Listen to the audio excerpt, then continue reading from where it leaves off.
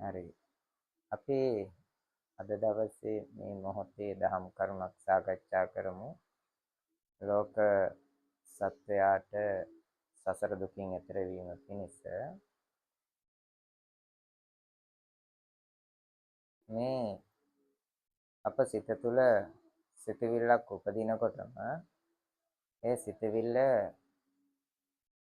ස්වභාව දහම තුළින් හටගන්නා එකක්. සිතට සිතවිල්ලක් හිතන්නේවත් අපි නොසිතූ අවස්ථාවක අපිට හිතා ගන්නත් බැරි වෙලාවක සිතවිල්ලක් හිතට හට ගන්නවා. ඒ හටගන්නා සිතුවිල්ල පින්වතුනි චිත්ත ධම්ම නෙවෙයි ඒවා අචිත්ත ධම්ම. චිත්ත ධම්ම භාවයටපත් වෙන්නේ හිතට ආවට පසුවයි.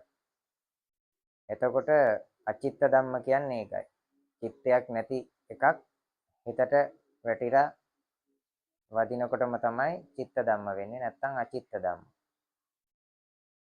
ඉතින් භාග්‍යතුන් වහන්සේ දේශනා කරන මේ ස්වභාව ධම හේතුඵල ධමයට ගලපලා බලනකොට අචිත්ත තම්පි භවති කියලා.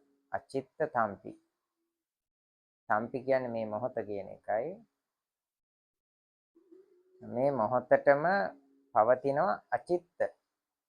අචිත්ත තම්පි භවති. මේ ජීවත් වෙලා ඉන්න මේ භවය තුල තියෙනවා අචිත්ත තම්පි. ඒ සිතවිල්ල තමන්ගේ වශයෙන් පවත්වන්න උත්සාහ කරනකොට චිත්ත ධම්මං වෙනස් වෙති. හිත තුළ බලනකොට ඒක අරගෙන ක්‍රියාත්මක කරන්න උත්සාහ කරනකොට තමන්ගේ වශයෙන් නවත්තා ගන්න, පවත්වා ගන්න, හැඩගස්ස ගන්න බැරි වෙනකොට වෙනස් වෙනවා. චිත්ත ධම්මං වෙනස් වෙති. අචිත්ත තම්පි භවති චිත්ත තම්පි විනස්සති. වෙනස් වෙති. චිත්ත තම්පි වෙනස් වෙති. හිත තුළට ගත්තාන් පස්සේ ඒක වෙනස් වෙනවා. එතකොට භාග්‍යතුන් වහන්සේ ඒක පැහැදිලි කරේ ස්වභාව ධමයේ න්‍යාය ධර්ම හැටියට දකිනා තාක් අපි සිතවිල්ලක් එනකොට මේ සිතවිල්ල ස්වභාව ධම තුළින් හටගත්තු එකක්, ස්වභාව ධම තුළ පැවතිච්ච එකක්, ස්වභාව ධම තුළින් නිරුද්ධ වෙන එකක් කියලා අපි දකින්න ගත්තහන් පස්සේ අපි හිතන දේ වෙන්නේ නැහැ. මොකද අපිට දැන් සම්මුතියේ ඉන්නකොට අපි හිතන්නේ අරයා මේ දේ කළා, මෙයා මේ විදියට කිව්වා, මට මෙයා දොස් කිව්වා, ওই විදියටනේ හිතන්නේ. ඒ විදියට නෙවෙයිනේ ස්වභාව ධර්මයේ න්‍යාය ධර්මයක් හැටියට දකිනකොට එහෙම කවුරුවත් දොස් කිව්වායි කියලා හිතන්නේ නැති නිසා අපි හිතන දේ වෙන්නේ නැහැ. අර ඉස්සෙල්ලා හිතපු දේවල් වෙන්නේ නැහැ. හැබැයි අපි ස්වභාව ධර්මයේ න්‍යාය ධර්මයක් හැටියට දකිනකොට අපිටත් වෙන දේ හිතා ගන්නත් බෑ.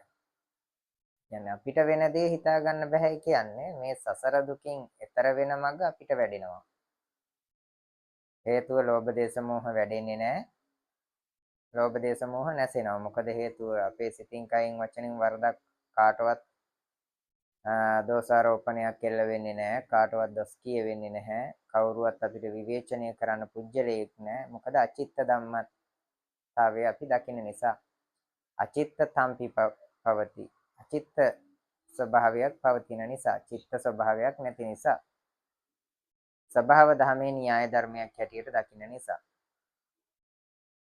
එතකොට භාග්‍යවතුන් වහන්සේ පැහැදිලි කරේ එහෙම ස්වභාව ධමයේ න්‍යාය ධර්මයක් හැටියට දකිනකොට අපට වෙන දේ හිතා ගන්නත් බෑ. ඒක තමයි පැහැදිලි වෙන්නේ. ඔබ සිතන දේ වෙන්නේ නැහැ. වෙන දේ සිතා ගන්නත් බෑ. අචිත්ත තම්පි භවති චිත්ත තම්පි විනස්සති. චිත්ත තම්පි විනස්සති. හිතේ ධර්මයේ වෙනස් වෙති කියන එක. හොඳයි. සියලුම දෙනාට මේ දහම් කරුණ තමන්ගේ සිතේ ස්වභාවයේ වසඟේ පවත්වන්න බැරි දෙයක් කියලා දැක ගන්නත් ස්වභාව ධමයේ න්‍යාය ධර්මයක් හැටියට දැක ගන්නත් මේ දහම් කරුණ සියලු දෙනාට හේතු වේවා. සුවපත් වේවා. ත්වන් සරණයි.